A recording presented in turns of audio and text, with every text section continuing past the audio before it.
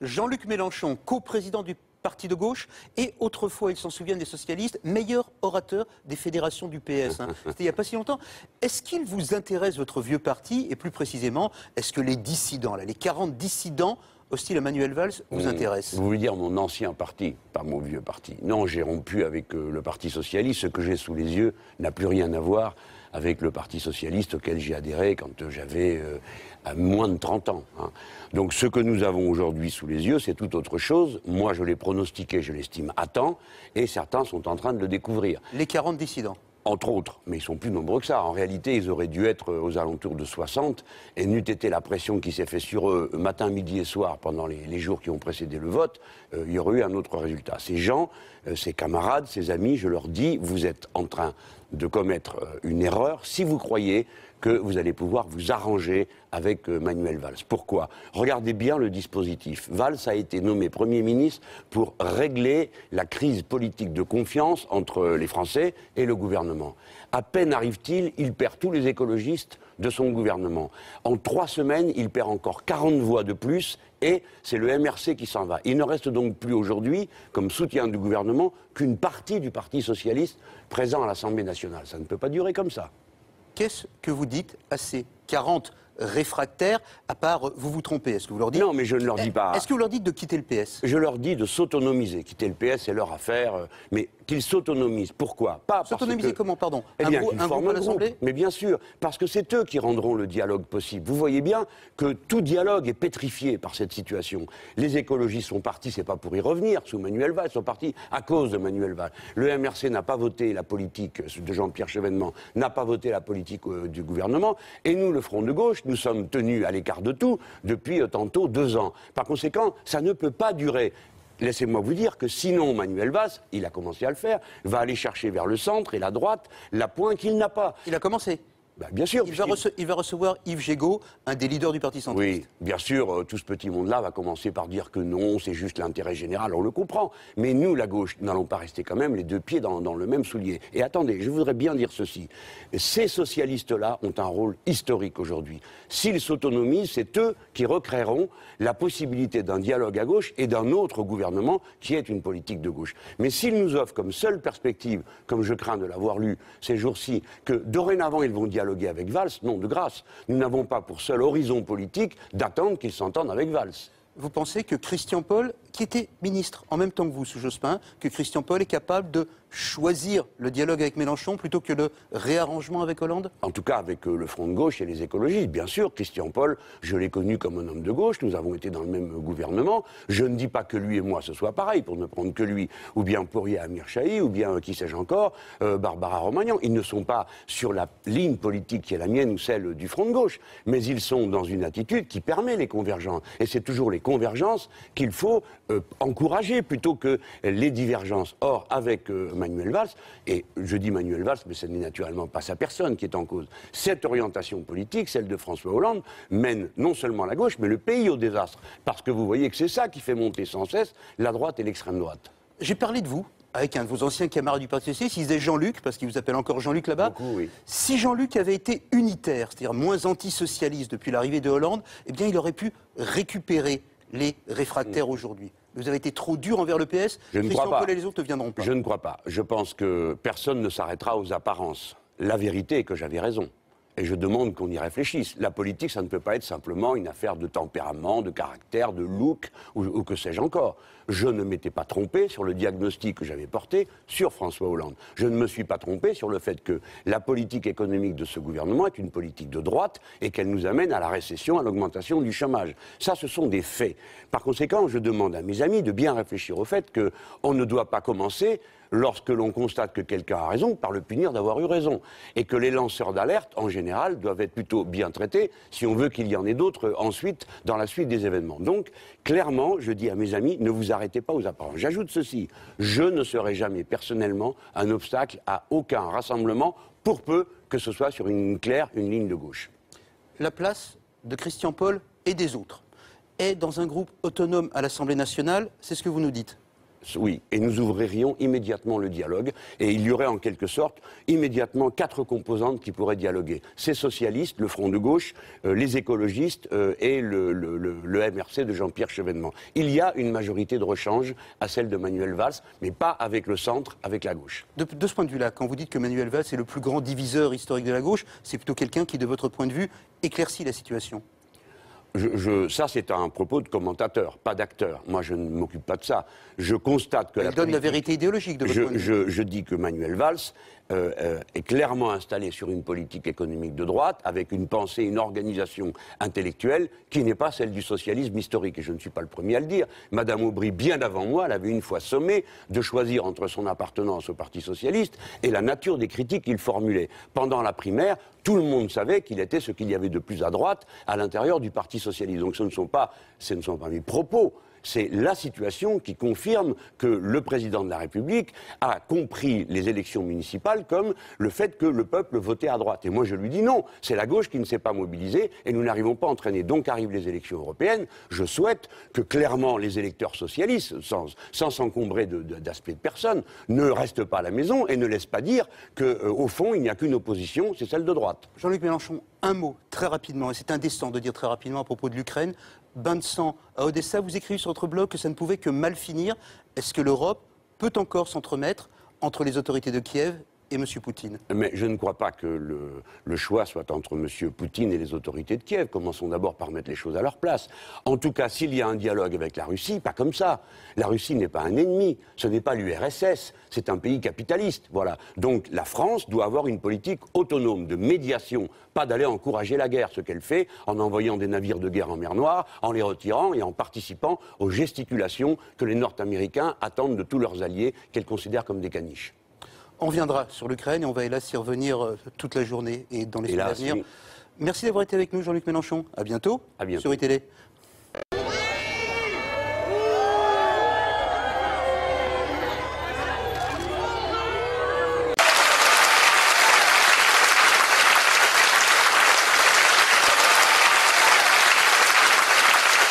Pourquoi est-ce que vous allez devoir aller voter, vous des députés européens? Mes amis, faites bien ce que vous voulez. Si je fais le tour de la salle, il y a 50 idées sur ce que devrait être l'Europe. J'en suis sûr. Aucun d'entre nous n'est anti-européen. La gauche, historiquement, a toujours été pour l'Europe. Parce que l'Europe, c'était la paix. C'est comme ça qu'on le voyait. Assez de guerre, donc il faut s'entendre. Aucun d'entre nous n'a voulu que l'Europe se transforme en une machine à aller jeter de l'huile sur le feu entre Russes et Ukrainiens. Eh bien, j'ai pas peur, je vous le dis. Les Russes ne sont pas nos ennemis, ce sont nos partenaires. Et nous n'avons pas été dans les ciseaux des États-Unis d'Amérique pour aller procéder à des provocations là-bas. Je ne suis pas en train de vous dire que Poutine a raison, mais ce qui est sûr, c'est que personne ne peut avoir raison d'aller jeter de l'huile sur le feu au milieu d'un conflit qui se déroule devant le sarcophage de Tchernobyl, de la centrale nucléaire de Tchernobyl, et qu'il y a 6 autres centrales dans ce pays qui sont dans le même état. C'est pas un endroit où aller se battre. Ah, s'il faut vraiment se battre, ailleurs. Pas là. Je vous dis ça pour le tourner à la blague, il vaut mieux se battre nulle part. Mais le rôle de la France, c'est pas d'envoyer des navires de guerre en mer Noire pour entourer les navires de guerre nord-américains. C'est d'intervenir pour dire où est la peur, qui a peur de quoi, quelle garantie on peut donner. C'est de la politique. Il n'y a pas 50 manières de régler un conflit. Ou la violence, ou la politique. Mais leur histoire de je ne sais quoi là, qu'est-ce qu'ils croient que c'est l'Irak, la Russie, qu'on peut martyriser les gens et qu'il n'y aura pas de réplique? Mais non, c'est une très grande puissance. D'ailleurs, vous avez vu le pied de nez qui leur fait. Ah, vous voulez plus coopérer? Allez chercher vos astronautes vous-même. Bien sûr qu'ils ne le laisseront pas faire. Mais vous voyez bien, ça n'a pas de sens. Où ça s'arrête une histoire pareille? Pourquoi on envoie ces navires de guerre en mer Noire? C'est pas pour ça qu'on a voulu faire l'Europe, c'est pour le contraire, pour faire la paix. Donc on n'a rien à faire dans l'OTAN. Et nous, en particulier les Français, nous n'avons rien à faire dans le commandement militaire de l'OTAN.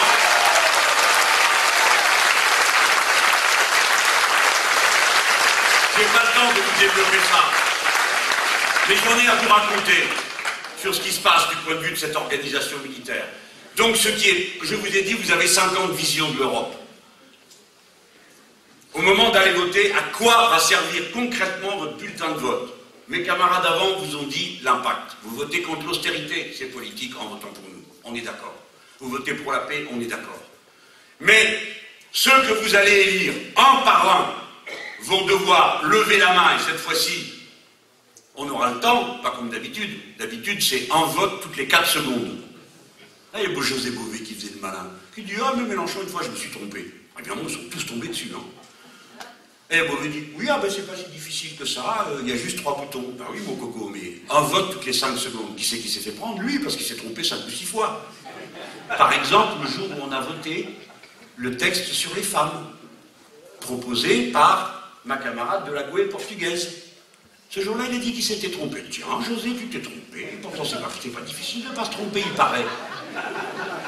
C'est con que tu te sois trompé sur ce texte. Parce que moi, j'avais la gorge à l'envers. Qu'on se fasse battre sur un texte, c'est une chose. Mais qu'en plus, cette bande de voyous de droite et d'extrême droite se lève pour applaudir, là, c'était trop. Qu'est-ce qu'il y avait dans ce texte? Il y avait premièrement le droit à l'avortement, dont ils ne veulent pas entendre parler, et sur quoi ils reviendront. Ce qu'a dit ma camarade Martine il y a un instant, c'est pas de l'exagération. C'est pas de l'exagération. Ils ont toujours ça dans la tête. Le commencement de toutes les libertés, c'est la liberté de conscience. La liberté de conscience, c'est le droit de disposer de soi. Et donc, la libre disposition de son corps, c'est le début de toute émancipation. Qu'une aptitude biologique ne devienne pas un destin social, c'est le début du commencement de l'entrée dans un âge humain où on dispose de soi et toute la difficulté que ça pose. Parce que c'est pas facile de disposer de soi. Et bien ce jour-là, il s'est trompé. Il dit, mais pourquoi vous vous êtes trompé? C'est quand même curieux, toi, Cohn-Bendit. Oui, c'est que dans le texte, il était question d'abolir la prostitution. Et il y a des gens qui pensent que c'est un métier. Et que donc, on ne peut pas être pour l'abolition. Moi, je suis abolitionniste. Le Parti communiste est abolitionniste. Ensemble est abolitionniste. Vous rêvez, monsieur Mélenchon? Peut-être. Mais la peine de mort aussi. J'étais pour l'abolition. Et puis, si vous trouvez que c'est un métier, je suppose que vous le conseillez à votre fille, ou à votre mère, ou à votre épouse. Non? Vous le faites pas? Qu'est-ce qui se passe? Parce que moi, mon gamin, hier, me dit... Je veux être, je sais pas quoi, moi cheminot. On va faire cheminot, même si je me dis, c'est une drôle d'idée. Ou postier, bon, ça dans ma famille, il y a des postiers. On va faire postier. Et quelqu'un vient dit, je vais faire pute. Votre fils ou votre fille, qu'est-ce que vous faites? Non mais attendez, je vous le raconte pour vous faire rire, pour détendre. Mais c'est dramatique d'hésiter sur une question pareille. Ce n'est pas un métier, c'est une condamnation, c'est un asservissement. Et les êtres humains sont morts à abolir l'asservissement de la moitié de l'humanité potentiellement. Allez, viens me chercher, José. Viens, on va avoir le débat dans tout le monde. Alors bon, les députés que vous allez élire, on va leur demander de voter sur le grand marché transatlantique. Je ne vous fais pas l'article, ils l'ont très bien résumé. Qu'est-ce que c'est? Et vous ne savez pas. C'est parce que vous n'écoutez rien. En 2009, je vous en ai parlé. J'étais le seul à le faire avec le Front de gauche, à expliquer le grand marché transatlantique. Et en avant, dans la campagne présidentielle, un petit coup de grand marché transatlantique par-ci, un petit coup par-là. Les camarades nous écoutent, laisse tomber, on comprend rien, tu lui racontes déjà tellement de trucs. Mais il faut le dire, sinon on ne fait pas son travail. On ne fait pas son travail d'élu républicain. La première tâche d'un élu républicain, c'est de rendre compte. Toute ma vie d'élu, j'ai toujours fait des comptes rendus de mandat. Et j'ai toujours expliqué mes votes, pas comme le dit ce crétin du journal Le Monde, comme une astuce, mais parce que c'est un devoir d'expliquer ce qu'on vote. Et puisque j'ai la possibilité de le faire, j'explique comme ça. Vous pouvez juger, dire Mélenchon, pourquoi t'as voté ça? Pourquoi t'as voté ça? Pourquoi t'as voté ça? Vous pouvez le faire. Sinon, je fais ce que je veux et vous ne savez rien. Et c'est bien ce qui s'est passé entre 1996 et ce fameux mois de janvier 2013 où Obama a dit « Tiens, on va faire un grand marché transatlantique comme s'il venait de l'inventer. » Eh bien, c'était en route depuis 1996. Aucun de vos élus ne vous en a parlé. Jamais. Aucun président de la République ne l'a fait. Et celui-ci non plus, alors qu'il le savait. Il le savait. Et sa splendeur a consenti à la ville populace de lui donner son avis averti avec son pote Obama dans le journal de révérence qui s'appelle Le Monde, que vous achetez bien sûr tous les jours. J'espère que non. Hein. Celui qui achète Le Monde, il sort de la salle tout de suite, on n'a rien à dire. Vous achetez l'Humain, c'est un journal sérieux, vous ne ratez pas une seule question sociale, vous achetez Les Échos, c'est un journal de droite, mais il parle d'économie. Voilà. Et après, le reste, c'est pour vous distraire, c'est des trucs... puis il faut acheter les hebdomadaires. Mais c'est tout, il ne faut pas lire ça. Alors dans le journal, il y avait une tribune où il dit c'est une très belle opportunité, trop bon, notre cher Ahmed, si vous pouvez nous expliquer pourquoi c'est une très belle opportunité sans vouloir vous déranger. Mes amis, vous avez bien compris, grand marché transatlantique. Ça change sans arrêt de nom. Hein. Grand marché transatlantique. Après, ça s'appelle TAFTA, c'est l'abréviation de l'anglais. Vous parlez tous l'anglais, bien sûr. Et puis d'autres fois, ça s'appelle ITI, FPP. Je ne sais plus comment ça s'appelle. Donc, ça s'appelle TAFTA ou Grand Marché Transatlantique. Vous avez bien compris ce qu'on est en train de déguster à 28, n'est-ce pas? Un marché ouvert, avec l'alignement par le bas de toutes les normes sociales, fiscales, etc. La même chose avec les États-Unis d'Amérique. Pas un ici dans cette salle ne croit que ça va être pour mettre les normes environnementales ou sociales les plus élevées. Personne ne le croit, hein, donc je passe. Ça, vous avez compris. Et qu'est-ce que vous allez bien bouffer après ça? Le commissaire européen, il a fait dire, oh, ça suffit avec cette histoire de poulet à la javel. On ne va pas empêcher un accord formidable qui va nous permettre la croissance. Blablabla. Vous savez, ils disent, on va gagner 2 points de croissance. Ah, c'est merveilleux. Moi, j'ai fait le total. 2 points de croissance avec les Nord-Américains, 1 point de croissance avec les Africains, 3 points avec ceci. Total, on devrait avoir 50% de croissance annuelle, si on les croyait. Ils mentent comme ils respirent. Et ils nous prennent pour des imbéciles. Ils croient qu'on ne sait pas compter. Alors ne vous laissez pas attraper par les histoires de si on a mis des étiquettes, on est tranquille. Bon, tout ça, vous le savez, je le laisse de côté parce qu'il faut quand même que tout ça aille vers sa fin. Et on n'y est pas encore. Et les malheureux, là-bas au fond, déjà, ils commencent à trouver ça un peu loin. Mais écoutez ça maintenant parce que c'est très important. Ce traité, il est négocié par l'Union européenne. Donc, les députés voteront. Chaque fois que vous en élisez une, ils votent ou pour ou contre. C'est le débat de 2005, le même. Il s'agit de constitutionnaliser le libéralisme entre les États-Unis d'Amérique et l'Europe. C'est le même débat, la même méthode, les mêmes objectifs. Placer au sommet des normes juridiques de 50% de la capacité productive du monde, au sommet des normes juridiques, la concurrence libre et non faussée. Et je ne vous fais pas l'injure de vous récapituler tout ce que ça produit, un truc pareil. Là où nous, on mettrait au sommet la coopération et la responsabilité écologique, c'est-à-dire humaniste, ils mettent la concurrence libre et non faussée et le libre-échange. Voilà. C'est ça dont on parle. C'est pas qu'une affaire économique, c'est pas qu'une affaire financière, c'est un projet de civilisation. Si vous faites le grand marché unique entre les États-Unis d'Amérique et l'Europe, vous avez une catastrophe qui s'étendra sur les 2 berges de l'Atlantique. Et chaque député, comme c'est l'Union européenne qui négocie, chaque député votera, parce que devant le Parlement européen, on votera. Donc vous choisissez oui ou non. Vous voulez choisir oui, vous votez UMP, UDI ou PS. Vous voulez voter non, la chance par rapport à 2005, cette fois-ci, on peut dire quel est notre non. La dernière fois, c'était oui ou non, on votait non, on ne regardait pas que c'est qui votait non comme nous. Bon, eh bien là vous pouvez voter non. Front de gauche, vous pouvez voter non. Extrême droite, vous pouvez voter non. Écologiste. Mais si vous votez, dites-le aux gens, si vous votez non avec l'extrême droite, vous courez un risque, c'est qu'ils disent une chose, en font une autre. Parce que ces gens-là, c'est des menteurs. Ils parlent comme nous. Évidemment, on n'attrape pas les mouches avec de l'acide, hein, avec du miel. Ça a toujours été comme ça. L'extrême droite, elle vous dit, le problème, c'est pas le financier, c'est l'immigré. Et puis après, elle parle comme nous. Elle dit, il faut arrêter ci, il faut arrêter là, c'est une honte, le capital financier. Ils ont toujours fait ça. Puis après, qu'est-ce qu'ils font concrètement? Les chiens de garde. Et là, sur le grand marché transatlantique, nos camarades proposent dans les assemblées régionales et les assemblées locales de décréter leur commune hors marché transatlantique. Ça n'a pas de valeur juridique, mais ça a une valeur politique. Et ça dit, par exemple, aujourd'hui, je peux vous dire, 17 millions de Français représentés par leurs élus veulent être hors marché transatlantique. Qu'est-ce qu'ils font à ce moment-là, les fachos? Ils votent pas avec nous, ils votent avec les autres. Ils votent contre. Et la Madame Le Pen, pareil.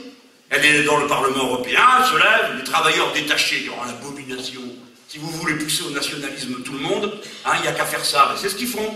Et vous avez la brave personne qui dit, je ne comprends pas pourquoi ce Polonais prend mon travail. Nous, on sait bien que ce n'est pas le sujet, mais mettez-vous à la place des gens simples et humbles, et ils se disent ça. Donc le système des travailleurs détachés, vous savez ce que c'est, ils viennent ici, ils travaillent avec leurs droits sociaux de chez eux, qui ne sont pas très élevés. Mais vous précipitez les gens les uns contre les autres, vous créez de la haine, vous ne créez pas de l'Europe.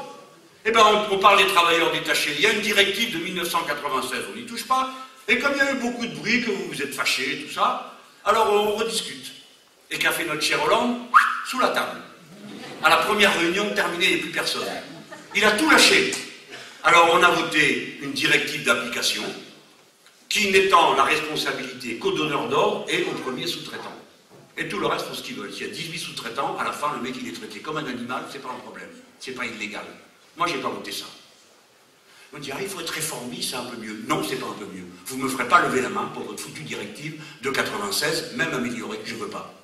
Qu'a fait Madame Le Pen? Elle a dit, ah, c'est une honte, c'est un crime, les travailleurs détachés, blablabla. Très impressionnant. Très impressionnant, quand le Yéti se met en marche, c'est toujours impressionnant. Et après, on vote. On vote, moi j'ai voté contre. Et elle? Abstention, avec papa et Gollnisch. C'est un crime, elle s'abstient. Et voilà, c'est la pacotille